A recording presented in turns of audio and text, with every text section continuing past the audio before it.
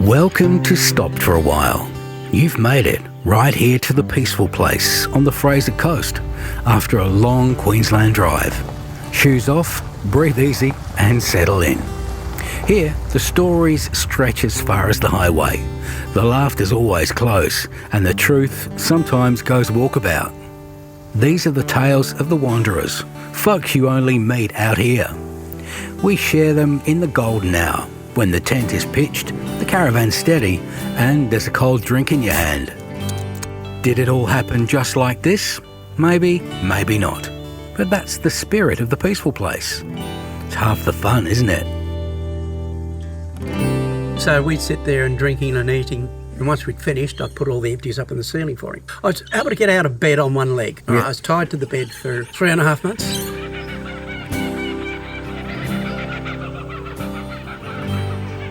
Picture this. Two souls colliding in the hallowed hallways of a hospital. Romantic, right? Greg and Christine. Since then, they've bounced from place to place, collecting stories and memories.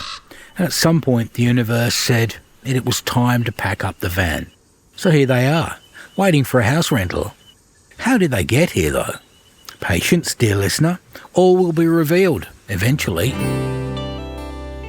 Ah yes, it's the magic time of year when travellers travel from down south, migrating northwards, fleeing the cold and drizzle, blissfully unaware that, surprise, surprise, nights do get still quite cold here and can almost freeze your toes off. The grey nomads, they're absolute gems. They roll in, set up camp and stay just long enough to forget where they put their keys. And they move on. But not before popping in to say hi to last year's friends. Reunions, you just love them. Now, the not-so-grey nomads, they are often a spectacle. Most of them are here to escape suburbia. But some bring their curious cityisms with them. You can spot them a mile away. The blokes in skin-tight shorts that leave little to the imagination. Ladies, they're usually in lycra that could launch 1,000 squats. And on their feet, socks with thongs. That's flip-flops for the international audience, or slides, or the most mysterious thing of all is scuffs. They're style icons, every single one. Now up here in the peaceful place, we know the city drill. If it's chilly, it's socks with Crocs or work boots. Trackies until the sun comes up and shows us a little mercy, then we brave the shorts once again. Take Rob, the man here at the peaceful place. Pretty sure the bloke's legs are immune to frostbite. I've never seen him in long pants. But send him back to Adelaide, suddenly he's all bundled up in trackies and a flanny, muttering about the cold. Word on the street was there was a puffer jacket involved somewhere along the line. But with all good legends, that may not be the truth. Greg, a traveller, and Christine, a nurse, have been travelling for a while. How did they meet? Let's find out. So Greg, where did you start from here? Where were you here before you got here? Where were we? We were in Elo Waters. Okay. So we had a house sit there for, 3 weeks, looking after a dog. Yep. Generally you get blonde dogs, but this one was a redhead. So that was a stupid redhead, that one. Okay. So originally from West Australia? No. No? Grew up in Sydney. Okay. North Shore, North Turramurra. Oh, hello. No. So you say hello. No, the North Turramurraites were just the plain people. Okay. All right, the Turramurraites were the, oh, hello. The only thing I know about that place is Turra Music, where I get half my gear from. Yeah. Well, see, Turramurra, or North Turramurra, was really, where we lived, there was a cow paddock behind us. There's a dairy. So we used to go and walk through the draft horses' legs go up to the dairy, watch them make milk, get the cows in for them, and basically had a great time. There was a guy there who made all the shoes for the horses, and so, you know, we used to pump the bellows for him and those types of things when we were young. Oh, cool. Yeah, that was cool. Completely cool. That was a great upbringing for you then, young life. Yeah, well, it then went to a situation the dairy closed, and my father used to be one of the milkmen, so he just ran beside the cart. The draft horse stopped at every place that needed milk. Because the horse knew. Because the horse knew exactly where to stop. Yeah. And Dad had to run in, quarter a pint of milk in a churn, little churn, or half a pint, right?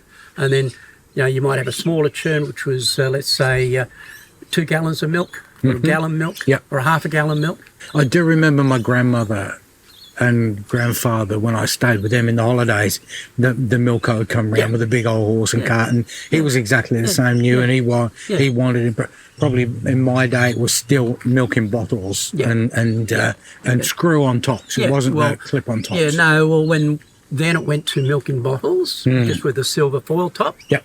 That's when we, you know, probably 70, 75, and then my parents went and bought a hotel in Wellington, New South Wales, or had a hotel in Wellington, New South Wales. Yep. So they left us at home, one sister and I, and we were there for about 3 years before we got kicked out and they sold the house. They finally decided to put a road through there because they were doing extensions of blocks over behind us. And I helped build the road. I learned how to drive a grader at the age of 12. Well, that wouldn't be allowed these days, would it? No, it was an open air grader, no top to it. Yeah. So I learnt, and it didn't have a steering wheel. What it had basically handles which you pulled to go left or right. Yeah, of course, yeah. Right? Yeah. So then you also had to lower the grader, lower the blade, backwards, forwards, sideways, down, up, down. Right, so you had different levers for that. Lunchtime, Snowy, who drove the grader, would say to me, "Come on, I'll come up and show you how to do it." So he'd show me how to do it, and then he'd go and have his lunch, and I'd do the grading for him. And then they said, we're getting a steamroller down, an old steamroller, which had to come from Horseshoe, which was about 7 mile away at the time, right? And this steamroller took 2 days to get there. I was going to say it was either on the back of a truck or no. on It just you know, because it only done about 6-7 kilometres an hour, miles an hour. Yeah. Right? So it went all the way from Hornsby down there to then roll it all flat. So you grade it and then roll it, of course. And I got to drive the steamroller. Oh, wow. Yeah, it was great. That was not going to go out of control very quick, was it? No. No, you just had to make sure you watched that front wheel. That's Of course. the only one that turned from side to side. That's it. So where from then, what happened to your life as you got older and left school? I got older, left school. I was going to join the railway and be an auto electrician. I'd been out and done a bit of a course with one of the local auto electricians that Dad knew, who's a policeman at the time. I joined the New South Wales Rail. I got on the train at Turramurra, went out to Chilora, where all the works were out there for the railways. Walked up to it, looked at it. I saw this dirty, horrible building. I mean, dirty and horrible and stink. And I went, no. Not going to do this. This is not for me. So I walked back, jumped on the train, went back home. And at the time, of course, you could only have telegrams or write them a letter. So I just sent a telegram to them. Sorry, won't be joining you. I then became a jeweller, manufacturing jeweller. So it was from big trains down to jewellery. Yeah. Always good with my hands, always been good with my hands. So from the jewellery days, I went into jewellery trade. I then got out of that. I went to join my brother in air conditioning, manufacturing air conditioning, a company called York Air in Sydney in Ryde. But then I was going to my mate's place who was teaching me watching clockmaking of a night time. And coming home from his place one night at about 10 o'clock, I had a major car accident. Oh, no. Head-on collision, both doing 110. Oh. The guy in the car who hit me, he was coming the other way, of course, got in before he hit me, but went too far in, hit the dirt and came straight back out and clobbered me. Oh. Yeah. So I ended up in hospital, shattered femur, couldn't pin or plate it or anything. Yeah. All my face was all smashed in down this side. My eye socket was broken through here. So after 2 weeks of being non-compos mentis, well, I wasn't really all non-compos mentis. Had some great dreams. I built the pyramids with my leg. Oh, really? Yeah, that'd be good. Yeah. Yeah. And then I came to and they said, oh, well, you know, we saved your life. I said, oh, yeah, that's good. No?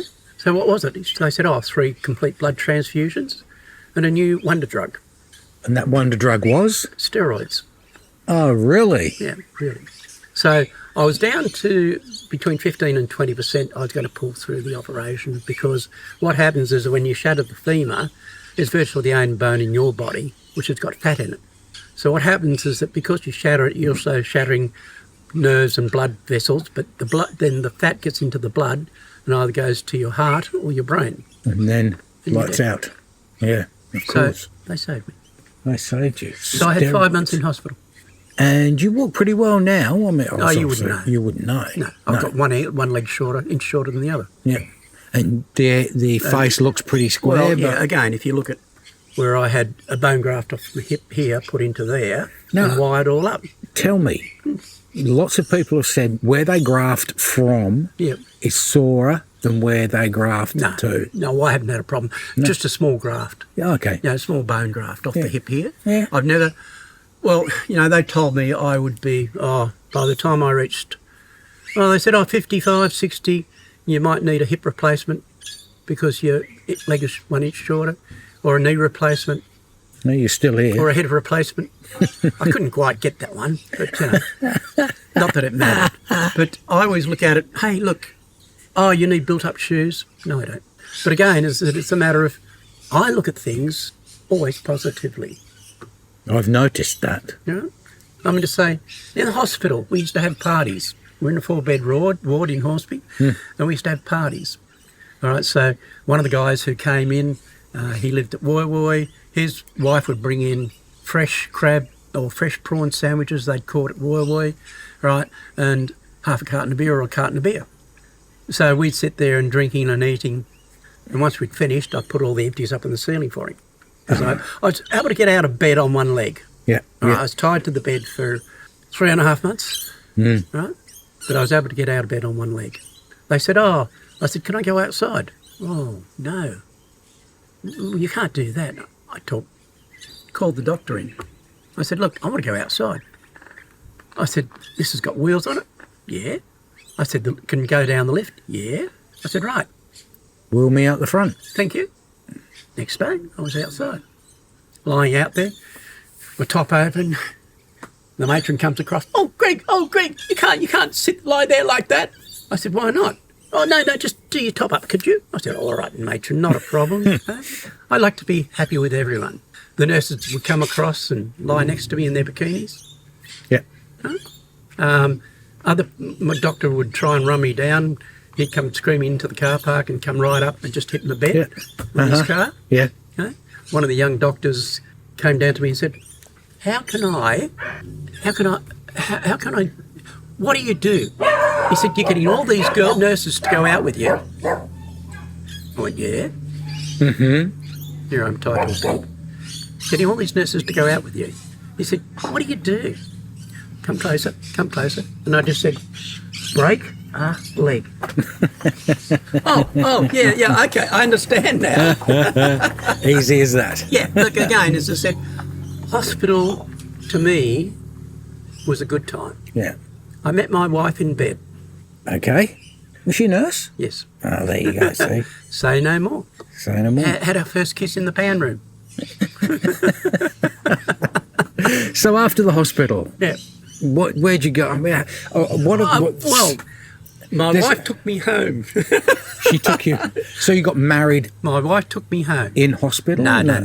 After that, 12 months after that. Yeah. Right, or a bit longer than that. But again, from there, I went back into the jewellery trade because the guy who'd been teaching me fixing clocks and watches, I went and worked for him. So I went back into designing jewellery and stuff like that. They're doing those types of things. We built a house. I got some money out of it after quite a few years of waiting of the accident because he was in the wrong. And then we bought a block of land and built a house in Hornsby Heights. Lived there. We had 2 children there.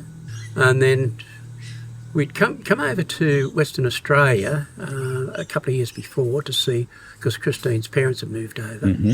So we went over and saw them and liked the area. And then, of course, a couple of years after that, we looked at each other and said, all right, time to move. We're the type that people, we move. Sold the house, packed the 2 kids in the car, little trailer worth of stuff, that was it. Took nothing really with us. Over the we Nullarbor. went, across the Nullarbor. Bought a house over there, and I was going to go into the jewellery trade over there, but the jewellery trade over there was just totally backwards. So I went, no. So the guy who'd sold us, because I was building a display home type thing, and I said to Rene, well, can I do this? He said, well, yeah, anyone can do it. He said, what can you do? I said, well, I can sell ice to Eskimos, sand to the Arabs, whatever, I'll sell it. So, yeah, I ended up joining a firm over there.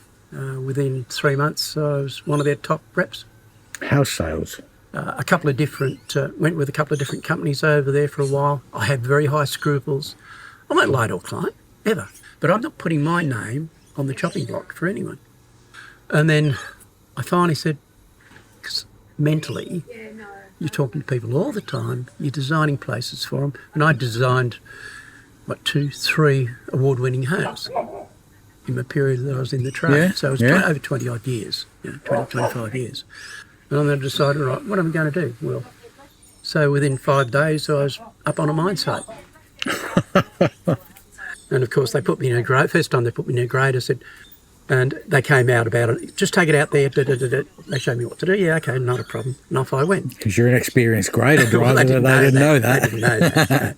And they came out and the boss said, can you go in and grade the haul road for the LVs to go up into the crib hut? I said, yeah. Went up there and graded all that and parked it up. And he said, you've done this before, haven't you? I said, no. He said, you're lying. He said, you've got to have done this before to do what you're doing. He said, you're doing first cut work, You're doing the best grading I've seen for a long time. And I went, oh, yeah, I remember. I did it when I was about 12. Oh, yeah, so he clearly didn't know you very well. That's right. So it was all good. So, again, as I said, it was a matter of, you don't have to retire, right? So it was a matter of, I went, well, I do want to retire. He said, look, you can stay here as long as you like. They had people who were in their 80s still working for them. Mm-hmm. One old guy who was 83, 84, still went out and drove a little dozer once or twice a week. Their secretary, head secretary, had been with the company since inception, and she was 86. Still as bright as a button, right? But he said, you can stay however you long. I said, no, I'm going to quit at 70. So I did, but 12 months before that, Christine and I had a talk and said, well, what are we going to do? Because I could see that, once we retired, we couldn't afford to, we were renting at the time, couldn't afford to rent a house. I went, well, okay, let's go and find a caravan. Looked at new caravans, old caravans, found an old, and didn't like the new ones. Soulless bloody things. Mm-hmm. All right, I know you're in one. Well, I'll take that aside, but anyway, carry on. Yeah, I know, but some people like it. Yeah. But we don't, we like to do our own thing. So we did the caravan up. It took us 13 months. And I did, all bar the main electrical, the 240 volt stuff. Yeah. So what brand is it? It's a Viscount, 1985 Viscount. 85 Viscount. Yep, 1985 and Viscount. It looks amazing. I have yet to look into it, but I will because it looks amazing. Well, look, you get in a caravan, doesn't matter if it's new or old, and you go and buy all this stuff for it, and honestly, you end up going, do I really need this? Now, before I even looked at things, people were saying to me, you'll need, you'll need these chains on it at the front so, it doesn't wobble or it doesn't do this or it doesn't do that. And the guy who had bought the caravan off, he said, Greg, he said, get in and just drive it and see how it's like. Well, this thing followed me like a puppy dog. You know, it wasn't it just right behind me. That was it. Yeah. Never needed a thing for it. And we've changed things as we've gone along. We started off with 2 beds down the back and went, this is not working. So year and a half, 2 years in, we moved it. Yeah. I went up to the front bed. I built another bed up the front, and Christine went there. Yeah. And I had the back one, which worked really well. We rebuilt so many things in it, yet it's still got some of the original stuff in it. Look at what you're buying, because 90% of the time, I won't say 90, let's say 30 to 40% of the stuff you buy, you end up not using or throwing it out. I didn't put any extra fuel cans on it or water cans on it. Why? Didn't need it. Didn't need it. I never tow with water in the caravan. I got a 90 litres of tank, water, never tow with it. Why? Well, the whole thing is that water goes slish slosh, and I know it's got baffles in it, but it's still going slish slosh, slish slosh. Yeah. All right, and some people go, well, why did my caravan decidedly go like that? Well, because maybe they'd only had half. All right, you're going to tow, fill it right up. Well, that's it, exactly. So right. there's a lot less. So you don't have that slish slosh. Yeah, but people go, oh, let's go to the next place. And some of them got 250 litres. So you take out 150 litres of that, all right, and all of a sudden your caravan is not feeling the same. Less slop in there. That's right. So what if you always towed it? So you've got a Prado over there. No. Sorry, Pajero. Mitsubishi Pajero. Always with that Pajero? 2005, yep. That same car? Yep. All the way through? Yep. Yeah, we've done over 50,000 kilometres in 3 years. That's a few. Yeah. Well, we've been over here. Yeah. Well, Right? So basically we came across, went up through to Bundaberg, we done house sitting all up through there, came back down. So we house sit. We've done 22 house sits to date. But again, it's a matter of we looked for areas, we stumbled onto it when we were at Highfield, and or we were at Toowoomba, right? And we were at the caravan, not the caravan park, at the Oval there, because they had a big gymkhana on. And Christine was looking, oh, mate, should look into this, house sitting. Yeah. So we got onto Aussie house sitters, and they are the best of the lot. Don't do Facebook. No, you're talking shit. That's it. Right? Don't do the others, only Aussie house sitters. They're reputable. All their people are vetted properly. If you don't answer back, they know. They give you stars. We're 5-star and always have been 5-star, right from where we go. Because we answer the ads, we look at them, and let's see where we're going to go. Look after them? So, look after them. Look after the houses. Look after the dogs, the cats. Leave it spotless, or better than what we came into it. And first one was at Highfield, 4 weeks. They rang up and said, can we stay another week up north? Yeah, no worries. You can stay however long you like. The next one was at Burham Heads, out in the new estate there. Yep. A couple went back to England for 4 weeks. They looked after the 2 cats there. And we went and saw them the other day. They were wrapped, of course, in what we'd done. So you're moving away from here tomorrow? Yes. And you're going to rent a place? Yes. Just down here in... Nice. Yeah. Yeah, because my sister came over to Western Australia at Christmas, and we were house sitting over there.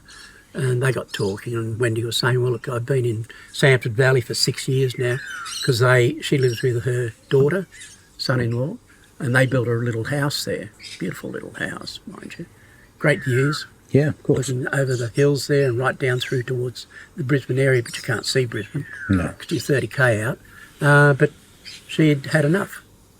And they were moving later on this year down to Brisbane. And she said, well, I don't want to go with them. Well, come and stay with us then. Well, they talked and said, look, let's try something different. Where do you want to live? Near the beach. Near the ocean, she wanted. She always loved it. So I said, okay. Well, how about Harvey Bay, not Hervey Bay? No, it's okay, yeah, all right. So that's what we decided to do. So we were still house sitting. The one before this was at Samford Valley as well. 2 horses, a dog, a cat, a chicken. Chicken. One chicken? Yeah, one chicken. Okay. Well, they'd given the chicken to a neighbour. The chicken kept on coming back, so I thought, oh, I may as well just keep it here. Yeah. So that's what we're going to do. Yeah. We're going to settle down for a while. How long it lasts is neither here nor there, because Christine and I said that, look, well, if we want to do a house sit, we can turn around and look at areas just around through our immediate vicinity here within, let's say, 100 kilometres, right, and do a house sit. That's it. And you've still got somebody looking after your house down here, of course. Yeah.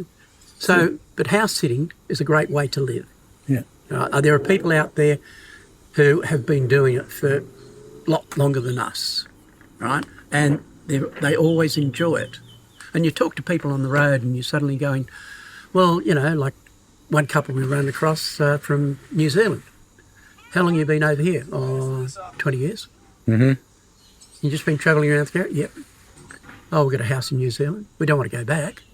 But, you know, it's paying for us to go around wherever we want to go in Australia. Mm-hmm. No? Another couple who, oh, how long have you been doing this? Oh, 25 years. You got a house? Yeah, Tasmania. But we don't want to go back. Go back. Right? That's amazing. Yeah.